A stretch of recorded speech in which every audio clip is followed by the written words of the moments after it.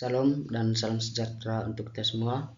Perkenalkan, nama lengkap saya Efrem Santos Agung, NIM 2021 520156. Di sini saya akan mempresentasikan materi pemetaan dan SIG. Yang pertama, pengenalan SIG. 1. Pengertian SIG.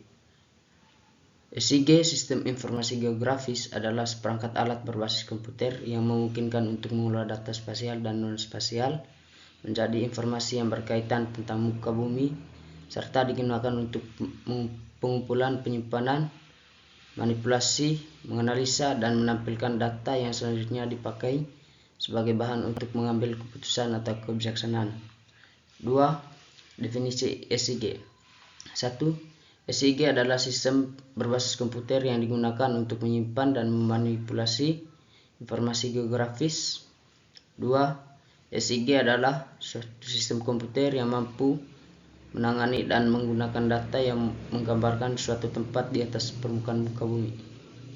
3. SIG adalah beberapa program aplikasi yang dapat dijalankan di PCS atau workstation yang dapat digunakan dan menganalisis dan menampilkan informasi geografis dalam banyak layer.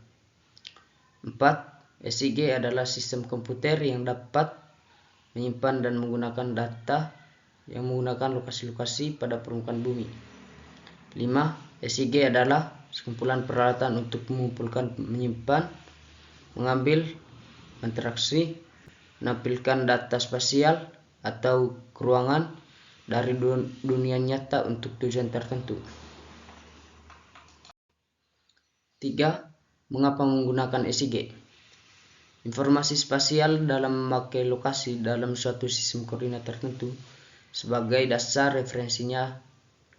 Karenanya, SIG mempunyai kemampuan untuk menghubungkan berbagai data pada satu titik di bumi, menggabungkannya dan menganalisa dan akhirnya memetakan hasilnya.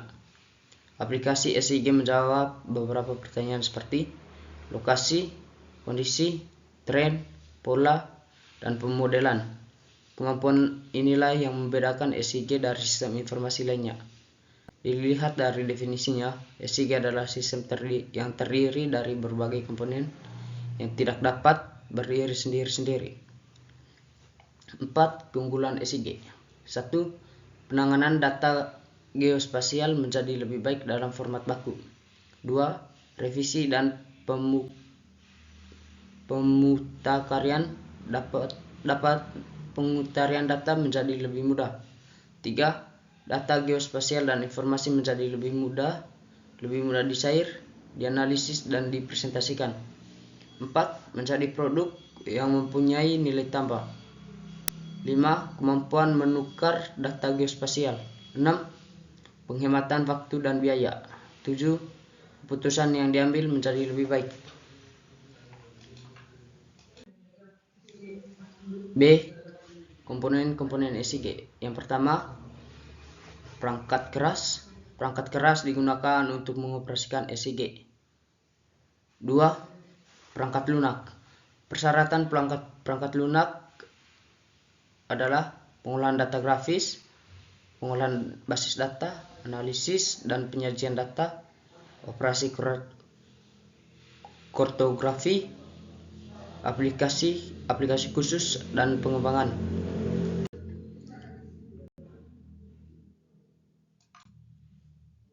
Yang ketiga, data SIG. Data SIG mempunyai dua bagian yang membuatnya berbeda dari data lain, yaitu informasi lokasi dan informasi atribut yang dapat dijelaskan sebagai berikut. Yang pertama, informasi lokasi atau informasi spasial.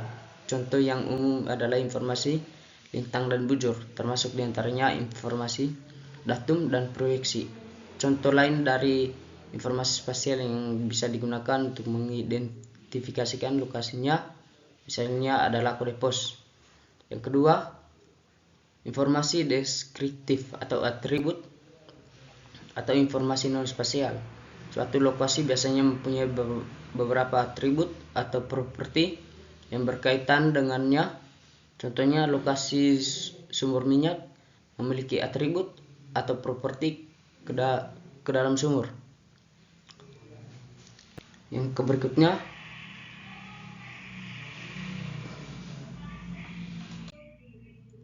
Yang berikutnya yang keempat, sumber daya manusia. Seperti sistem informasi lainnya, pemakaian SIG memiliki tingkatan tertentu, dari tingkatan spesialis, teknis, dan mendesain memelihara sistem sampai pada pengguna yang menggunakan SIG untuk mendukung pekerjaan mereka sehari-hari. Dalam hal ini, pemakai sistem dan yang menggunakan SIG untuk mencari pemecahan masalah spasial. Yang kelima, prosedur.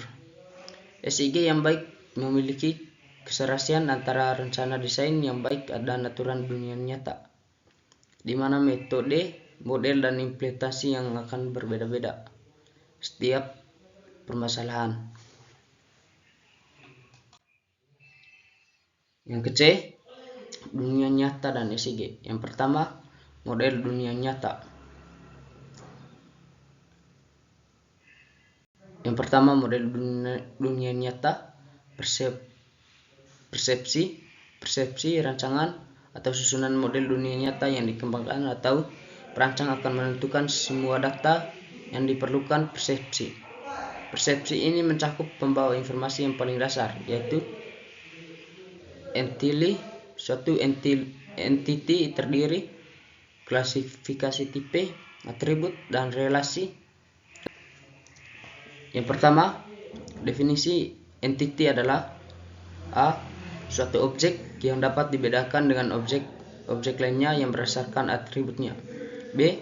Orang, tempat, kejadian, atau konsep yang informasinya direkam. C. Individu yang mewakili yang nyata dan dapat dibedakan dari suatu yang lain. Yang berikutnya, fenomena dunia nyata yang tidak dapat dibagi-bagi menjadi fenomena yang sama atau sejenis. Yang kedua, tipe. Konsep tipe entity mengasumsikan bahwa fenomena-fenomena dunia nyata dapat diklasifikasikan. Fenomena yang mirip dikelompokkan dalam satu entity. Sebagai contoh, suatu rumah yang beralamat di Jalan X nomor 13 diberi nomor pengenal ID 13. Rumah yang tepat berada di sebelahnya diberi nomor 15. Sementara bangunan sekolah yang berada tepat di seberangnya diberi nomor pengenal 14. Yang berikutnya, atribut. Setiap tipe entity dapat memiliki lebih dari satu atribut yang mendeskripsikan sifat dasar fenomena yang berhubungan dengan entity yang termasuk ke dalam klasifikasi bangunan. Bisa memiliki atribut pasir, beton, semen, kayu yang komponen bangunannya.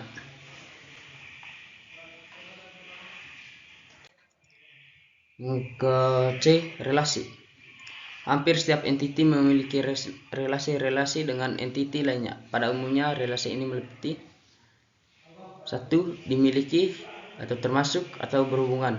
Yang kedua, berpotongan. Yang ketiga, saling terkait. Yang keempat, terdiri dari. Yang kelima, berkaitan. Yang keenam, bersebelahan. Model data. Model data dapat dirancang untuk mencakup 1. Objek fisik seperti jalan, pemukiman, saluran air, dan lain-lain. 2. Objek yang terklasifikasikan seperti tipe vegetasi, zona iklim. Yang ketiga, peristiwa event seperti kecelakaan, kebocoran air, tumpahan minyak, longsor. Yang keempat, objek yang berubah secara kontinu seperti batas-batas suhu, ketinggian, dan kedalaman. Yang kelima, objek buatan seperti kontur, ketinggian, dan densitas populasi. Yang keempat, data spasial SIG. Yang pertama, pengertian data spasial. Data spasial mempunyai pengertian sebagai suatu data yang mengacu pada posisi, objek, dan hubungan diantaranya dalam ruang bumi. Data spasial merupakan salah satu item dari informasi di mana di dalamnya terdapat informasi mengenai bumi, termasuk di permukaan bumi. di bawah permukaan bumi, perairan, kelautan, dan di bawah atmosfer. 2. Sumber data spasial. Data spasial dapat dihasilkan dari berbagai macam sumber. Di antaranya adalah 1. Citra satelit. Data ini menggunakan satelit sebagai bahannya. Satelit tersebut menggunakan sensor untuk dapat merekam kondisi atau rombolan dari permukaan bumi. 2. Peta analog merupakan bentuk tradisional dari data spasial, di mana data ditampilkan dalam bentuk kertas atau film. 3. Foto udara atau aerial photographs merupakan salah satu sumber data yang banyak digunakan untuk menghasilkan data spasial selain dari citra satelit. 4. Data tabular. Data ini berfungsi sebagai atribut bagi data spasial dan umumnya berbentuk tabel. 5. Data survei atau pengamanan atau pengukuran di lapangan. Data ini dihasilkan dan disurvei atau pengamatan. Yang ketiga, model data spasial. Terdapat 2 model data spasial, yaitu model data raster dan model data vektor. 7. Model data vektor dan topolog. Yang pertama, hubungan topolog. Langkah-langkah pengkodean hubungan topolog dalam basis data sebagai berikut.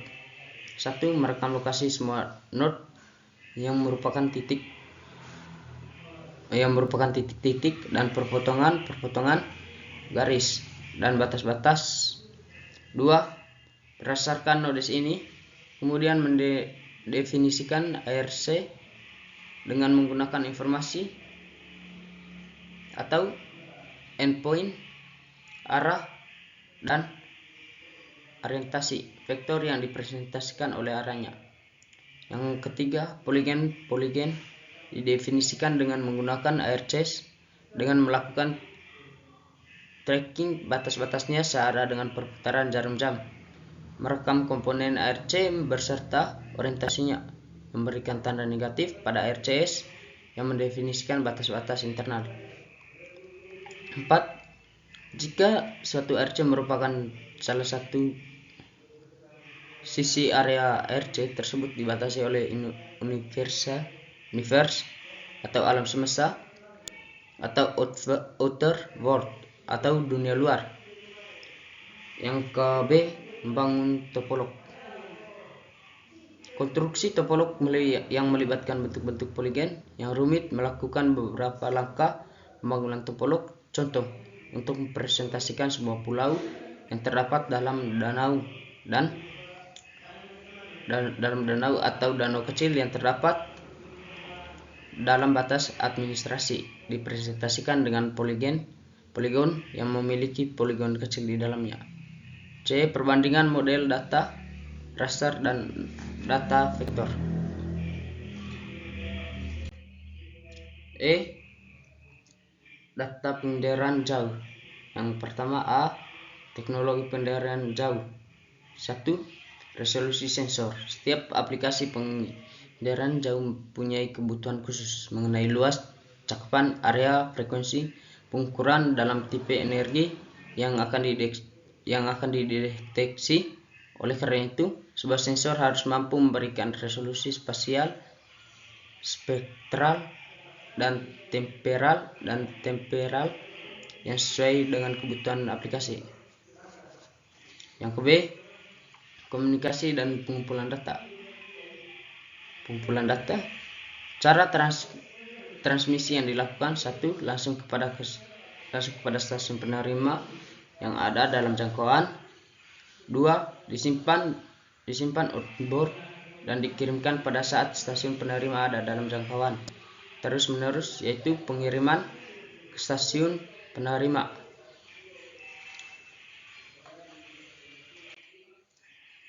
F. Kualitas data ECG. Yang ke A, kualitas data. Yang pertama, standar kualitas minimum. B. Standar metadata. Yang ke C, standar pasar. Yang ke B, resolusi atau resolution. Resolusi atau Presisi mengacu pada tingkat ketelitian yang dapat dibedakan di dalam ruang, waktu, atau tema. Resolusi selalu dibatasi karena tidak ada sistem pengukur yang tidak dibatasi presisinya, dan juga karena basis data secara insentif dibuat secara umum atau general untuk mengurangi hal yang bersifat detail. Yang ke-C, konsistensi. Konsistensi yang pertama, konsistensi mengacu kepada adanya perbedaan semu dalam basis data. Konsistensi adalah satu ukuran dari validitas suatu basis data dan dinilai menggunakan informasi yang berasal dari dalam basis data. Yang ke-B, konsistensi dapat didefinisikan dengan mengacu pada geografi 3 dimensi. D, lengkap atau completion. Terdapat 2 macam complete atau Brazel et al. Tahun 1995. Yang pertama, data completency adalah suatu error yang terukur dari kelalaian pengamatan antara basis data dan spesifikasinya. B, model completeness mengacu pada persetujuan antara spesifikasi basis data dan abstraksi yang universal dan dibutuhkan aplikasi basis data tertentu. E, akurasi dan kualitas data. Yang ke-G, fungsi-fungsi analisa ECG. Yang pertama, fungsi ECG, fungsi analisa ECG. Fungsi analisa ECG terdiri dari dasar sistem pengolahan basis data dan perluasannya. Yang ke-A, fungsi ECG, operasi dasar basis data. Yang ke-B, perluasan operasi basis data. Yang ke-B, retrieval, regression, and generalization. A, operasi retrieval data. Operasi retrieval dapat dilakukan pada data spasial dan atribut. B, reklasifikasi atau reclassification adalah mengklasifikasi kembali data spasial atau atribut menjadi data spasial yang baru dengan menggunakan kriteria tertentu. Yang C, topological overlay. Yang ke-D, operasional neighborhood. Yang ke-E, pemodelan atau modeling. Yang ke-H, pengembangan ECG. 1. A, komponen perancang ECG. Yang ke-B, pendekatan rekayasa perangkat lunak. Yang ke-C, filosofi dan implementasi ECG. Yang ke-D, implementasi ECG. Sekian presentasi dari saya. Selamat sore dan terima kasih.